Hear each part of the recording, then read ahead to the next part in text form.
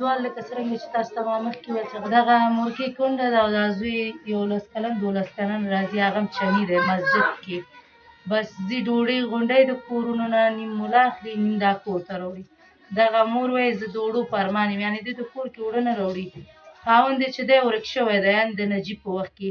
زامن په دې مشکلاتو کې غټ که دې ورځ ته چې ټول ورنه بېل شو دې ماشوم ته دا ناست دی نو تاسو خپله فکر وکړئ دا به څه کوي وچه ډوډۍ راوړي کار هم نشي کولی چې ترکاري غوړي دا شی نه راوړي نو دا مورکۍ همداسې ژوند تېروي هیله کومه هېوادوالو چې له دغې مورکۍ سره مرسته وکړي که چېرې غواړئ مرسته وکړي نو زما د وټساپ شمېره ده 080 9 4 2 7 د لیدو څخه مننه